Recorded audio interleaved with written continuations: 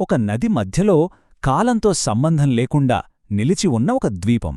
అది ఊరికే ఓ భూమి మొక్క కాదండి, అదొక మహాశక్తి కేంద్రం. సరే, ఈరోజు మనం ఎక్కడికి వెళ్తున్నామంటే గురువులకే గురువైన శ్రీపాద శ్రీవల్లభుల తపోభూమి కురువపురం. ఆ ప్రదేశం గురించి తెలుసుకుందాం రండి. అయితే అందరి మదిలో మెదిలే ప్రశ్న ఒక్కటే, కృష్ణానది మధ్యలో ఉన్న ఓ చిన్న ద్వీపానికి ఇంతటి ఆధ్యాత్మిక శక్తి ఎలా వచ్చింది? దాని వెనుకున్న అసలు రహస్యమేంటి? పదండి మనం కలిసి తెలుసుకుందాం. ఆ రహస్యం దాని పేరులోనే దాగు ఉంది. తపోభూమి అంటే ఇది ఏదో చూడటానికి అందంగా ఉండే టూరిస్టు స్పాట్ కాదు.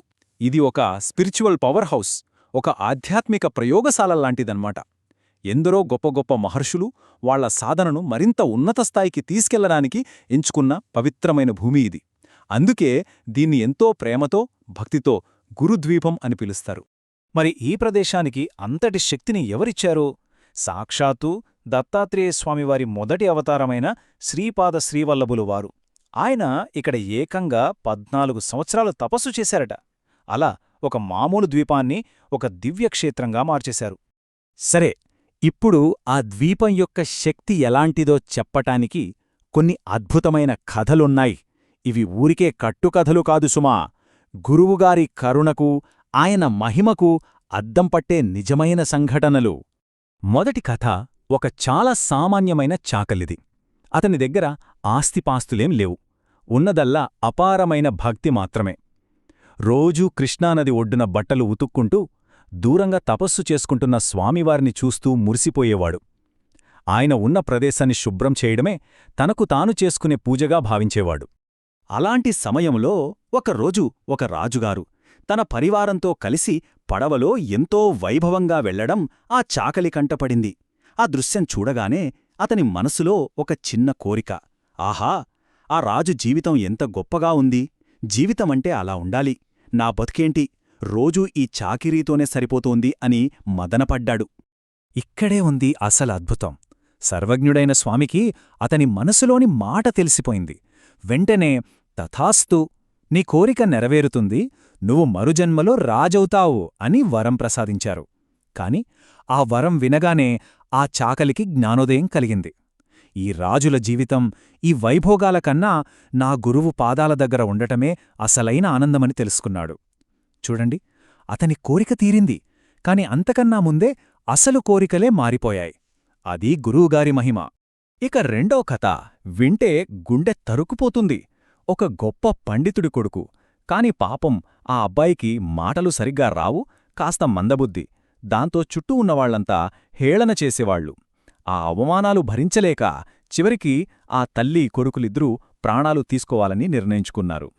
అలా నిరాశతో నదివైపు నడుస్తుండగా శ్రీపాద శ్రీవల్లభులవారు వాళ్లను చూశారు. దగ్గరికి పిలిచి ఆ అబ్బాయి తలమీద తన చెయ్యిని ఉంచారు. దీన్నే హస్తమస్తక సంయోగం అంటారు. అంటే ఒక మహాత్ముడు తన దివ్యశక్తిని ఒక భక్తుడిలోకి ప్రవహింపజేయడం అన్నమాట. ఇది చాలా అరుదైనది. ఇంకేముంది, ఆ ఒక్క స్పర్శతో ఆ అబ్బాయి తలరాత మారిపోయింది. అప్పటిదాకా మందబుద్ధిగా ఉన్నవాడు ఆ క్షణంలోనే మహావేద పండితుడైపోయాడు. చూసారా, ఈ కథలోని శక్తి, ఆ మహిమ ఈ రోజుకి కూడా ఆ ద్వీపంలో సజీవంగా ఉంది. సరే, ఇప్పుడు మనం ఒక యాత్రికుడిలా మారి ఆ పవిత్ర స్థలాలను ఒక్కొక్కటిగా చూద్దాం. నాతోపాటు రండి. అక్కడ వేసే ప్రతి అడుగులోనూ ఒక తెలియని ఆధ్యాత్మిక అనుభూతి కలుగుతుంది. కురువపురం వెళ్ళినప్పుడు తప్పకుండా చూడాల్సినవి ఒక 5 ప్రదేశాలున్నాయి. 1. ప్రధాన ఆలయం. ఇక్కడే స్వామివారి పాదుకలకు పూజలు చేస్తారు. 2. 100 ఏళ్లనాటి మర్రిచెట్టు. స్వామివారి తపస్సుకు మౌన సాక్షి ఇది. 3. ధ్యానగుహ. ఇక్కడే స్వామివారు తీవ్రమైన తపస్సు చేశారు. 4. టెంబే స్వామి గుహ. ఇక్కడ మరో గొప్ప యోగి తపస్సు చేశారు. ఇక 5వది భాస్కర బండ అనే ఒక ప్రత్యేకమైన శిల. వీటన్నింటికీ ఒక్కో కథ, ఒక్కో ప్రత్యేకత ఉంది. ఇక్కడొక మర్రి చెట్టుంది. అది మామూలు చెట్టు కాదండి, అదొక టైం ట్రావెలర్ లాంటిది. ఏకంగా 800 సంవత్సరాల పైనుంచి, అంటే శ్రీపాద శ్రీవల్లభులవారి కాలం నుంచి అక్కడే నిలబడి ఉంది. ఎన్నో తరాల భక్తులను చూసింది, వాళ్ల ప్రార్థనలను విన్నది. మొత్తం ఆలయానికే గుండెకాయలాంటిది ఈ ధ్యానగుహ. చాలా చిన్న ప్రదేశం, కాని అక్కడ ఉండే స్పిరిచువల్ ఎనర్జీ మాత్రం అపారమైనది. ఆ నిశ్శబ్దంలో కూర్చుంటే ఇప్పటికీ స్వామివారి తపస్సు యొక్క వైబ్రేషన్స్ మనకు తెలుస్తాయని భక్తులు గట్టిగా నమ్ముతారు. ఇప్పుడు ఈ గుహలోనే ఆయన పవిత్ర పాదుకలున్నాయి. మొత్తం శక్తికి కేంద్రబిందువిదే. ఇక ద్వీపంలో మరో పవర్ఫుల్ ప్లేస్ టెంబే స్వామి గుహ. ఇక్కడ వాసుదేవానంద సరస్వతి అని మరో గొప్ప యోగి చాలా కాలం ధ్యానం చేశారు. ఒకప్పుడు ఈ గుహకు ఒక పెద్ద నాగసర్పం కాపలా ఉండేదట. ఆలోచించండి, అంటే ఆ ప్రదేశం ఎంత పవిత్రమైనదో. వావ్! ఇంతటి గొప్ప అనుభూతిని మనం కూడా పొందాలంటే అక్కడికెలా వెళ్ళాలి? సరే, ఇప్పుడు మనం ప్రయాణ వివరాలేంటో చూసేద్దాం.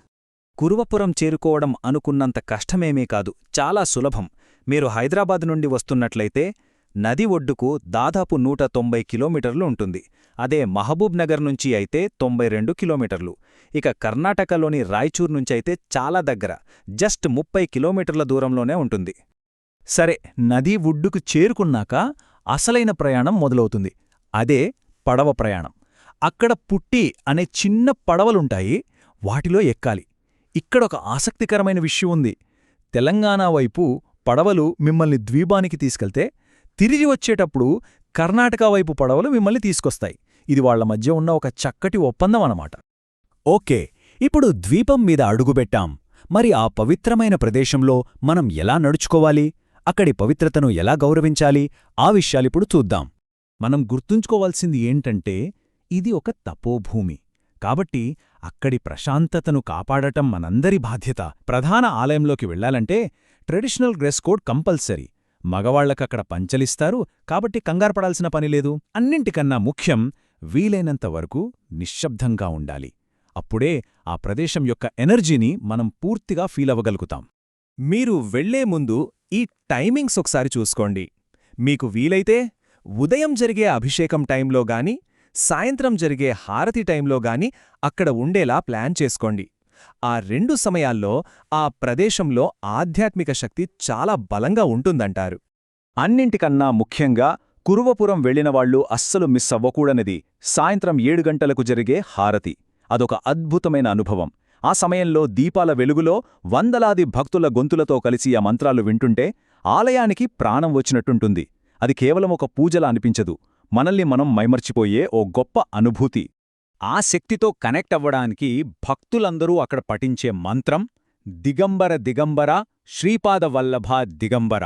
ఇది కేవలం ఒక పదం కాదు, దిక్కులే వస్త్రాలుగా ధరించిన ఆ స్వామి మనల్ని అన్ని వైపుల నుంచి కాపాడతాడు అనే ఒక బలమైన నమ్మకం. ఇక చివరిగా ఒక విషయం, భక్తులు ఈ ద్వీపాన్ని కేవలం ఒక గుడిలాగా, ఒక పుణ్యక్షేత్రంలాగా చూడరు. మరి ఎలా చూస్తారు? ఒక సజీవంగా ఉన్న గురువులా భావిస్తారు. ఎందుకు? ఎందుకంటే శ్రీపాద శ్రీవల్లభులవారు ఈ క్షేత్రాన్ని భౌతికంగా విడిచిపెట్టే ముందు ఒక మాట ఇచ్చారట, నేను సూక్ష్మ రూపంలో ఎప్పుడూ ఇక్కడే ఉంటాను అని. అందుకే భక్తులంతా గట్టిగా నమ్ముతారు. దీన్ని బట్టి మనకర్థమయ్యేదేంటంటే, కురువపురం యాత్ర అనేది కేవలం ఓ ప్రదేశానికి వెళ్ళి రావడం కాదు, అది మన లోపలికి మనం చేసుకునే ఒక ప్రయాణం. ఇది మనందర్నీ ఆలోచింపచేసే ఒకే ఒక్క ప్రశ్న దగ్గర ఆపుతుంది. అసలు తీర్థయాత్ర అంటే ఒక గమ్యాన్ని చేరుకోవడమా, లేక మనల్ని మనం చేరుకోవడమా?